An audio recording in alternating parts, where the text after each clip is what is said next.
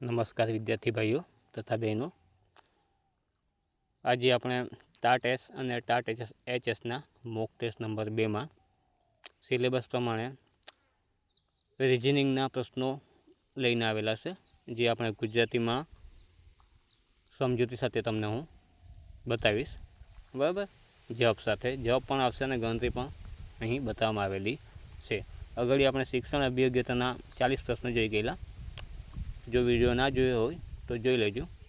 ચાલો તો આપણે હવે બધા મોડું ના કરતાં ચાલુ કરીએ। પ્રશ્ન નંબર 1 છે શ્રેણીનો, જેમાં 2, 6, 12, 20 ને 30 છે। તો હવે આના પછીની કઈ નંબર આવશે? તો અહીંયા ઓપ્શન આપણને આપવામાં આવે છે 40, 44, 42 ને 37। અહીંયા જવાબ આપણને સી છે, એમાં 42 જવાબ આવશે। 42 જવાબ કઈ રીતે આવ્યો એ નીચે આપણે સમજૂતી આપેલી છે, જુઓ અહીં જુઓ સમજૂતી છે।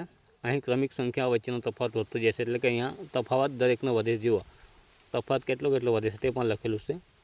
2 + 4 કરે એટલે 6 આવે, 6માં +6 કરે એટલે 12 આવે, 12માં +8 કરે એટલે 20 આવે, અને 20માં +10 કરે તો 30 આવે। મતલબમાં 6, 4, 6, 8, 10 અને 12 એટલો ક્રમિક વધારો થાય છે, માટે 30 + 12 કરીએ તો આપણો જવાબ આવશે 42।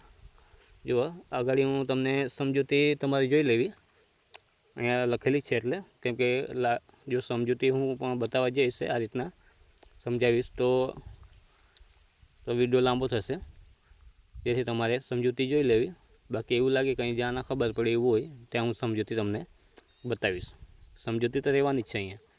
તો હવે પ્રશ્ન નંબર 2 જોઈએ। જો વોટરને XBUFS લખાય તો ટાઈગરને શું લખાય? તો અહીંયા આપણો જવાબ આવશે ઓપ્શન નંબર બી, UJHFS, બરાબર।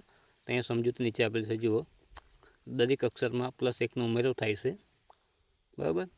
એટલે W ની જગ્યાએ W+1 એટલે કે X ને A+1 એટલે 2।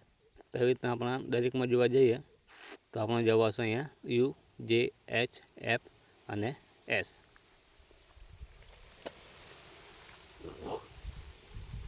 આના પછી જુઓ પ્રશ્ન નંબર 3। રમેશ ઉત્તર તરફ 10 કિલોમીટર ચાલે છે, પછી તે જમણી બાજુ વળીને 5 કિમી ચાલે છે। હવે તેનું મોઢું કઈ દિશામાં છે? આ દિશાનો છે। તો જુઓ અહીંયા ઓપ્શનમાં આપણે ડાયરેક્ટ જવાબ જોઈ લે। બી નંબરનો જવાબ આવશે પૂર્વ દિશા। પૂર્વ દિશા કઈ રીતે આવી છે એ આપણે જોઈએ। સમજૂતી આપેલી છે, ઉત્તર તરફ જતી વખતે જમણી બાજુ વળી એટલે કે દિશા પૂર્વ આવે। ઉપર જઈએ તો ઉત્તર, નીચે દક્ષિણ, જમણી સાઈડ જઈએ તો પૂર્વ અને ડાબી સાઈડ જઈએ તો પશ્ચિમ। તો અહીંયા જવાબ આવશે આપણો પૂર્વ। પ્રશ્ન નંબર 4। 5 છોકરાઓ એક લાઇનમાં બેઠા છે। એ બીની ડાબી બાજુ છે, પણ સીની જમણી બાજુ છે, તો વચ્ચે કોણ બેઠું છે? પ્રશ્ન ટૂંકો છે। અહીંયા આપણો જવાબ આવશે ઓપ્શન એ। જુઓ સમજૂતી આપેલી છે, તમામ મુજબ બનશે CAB। અહીં એ મધ્યમાં છે, બરાબર, બીની ને સીની વચ્ચે। પ્રશ્ન નંબર 5। લોહીના સંબંધ એ બીનો ભાઈ છે, સી એ એના પિતા છે, તો બીનો સી સાથે શું સંબંધ છે? તો અહીંયા આપણો જવાબ આવશે પુત્ર અથવા પુત્રી। કેમ ડી જવાબ આવશે તે તમને સમજૂતીમાં બતાવું છું। જુઓ આ સમજૂતી છે,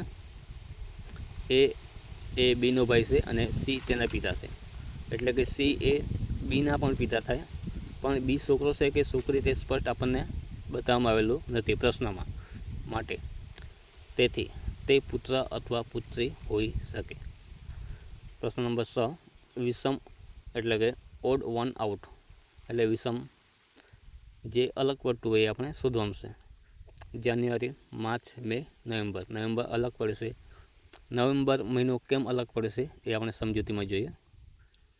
તો સમજૂતીમાં જાન્યુઆરી, માર્ચ અને મેમાં 31 દિવસ હોય છે, જ્યારે નવેમ્બરમાં 30 દિવસ હોય છે, બરાબર। જોઈએ હવે પ્રશ્ન નંબર 7। ઘડિયાળમાં 3 વાગ્યા હોય ત્યારે કલાક કાંટો અને મિનિટ કાંટા વચ્ચે કેટલા અંશનો ખૂણો હશે? તો અહીંયા આપણા ઓપ્શન આપેલા છે 45, 90, 180, 60, 90.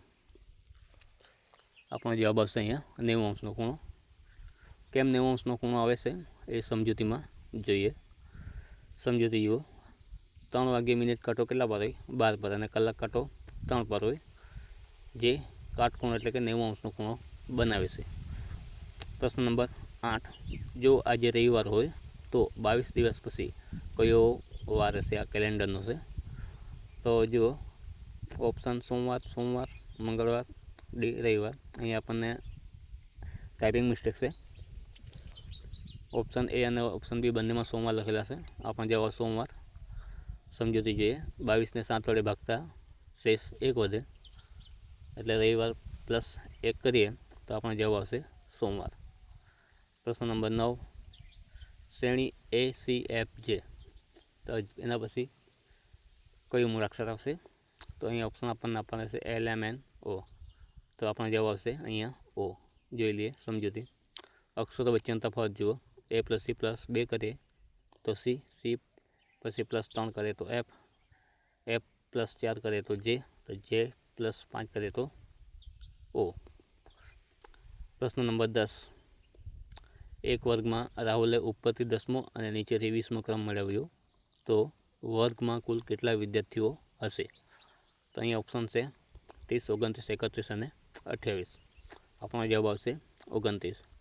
સમજૂતી નીચે જુઓ. કુલ સંખ્યા બરાબર કૌંસમાં ઉપરથી ક્રમ પ્લસ નીચેથી ક્રમ, બરાબર, -1. તો 10 + 20 કરીએ, એનામાંથી -1 કરીએ તો આપણો જવાબ આવશે 29. પ્રશ્ન નંબર 11. પગરખાં પગમાં પહેરાય તો હેલ્મેટ. ઓપ્શન પથ્થર, માથું, વાહન, અકસ્માત. સમજૂતી. પગરખાં પગના રક્ષણ માટે હોય, હેલ્મેટ માથાના રક્ષણ માટે હોય. પ્રશ્ન નંબર 12. 8, 64, 10. તો પ્રશ્નાર્થ ચિહ્નની જગ્યાએ કયો અંક આવશે? તો જુઓ 80, 100, 120, 1000. સમજૂતી જુઓ. 8નો વર્ગ કેટલો થાય? 64 છે. તેવી રીતના 10નો વર્ગ 100 થાય. પ્રશ્ન નંબર 13.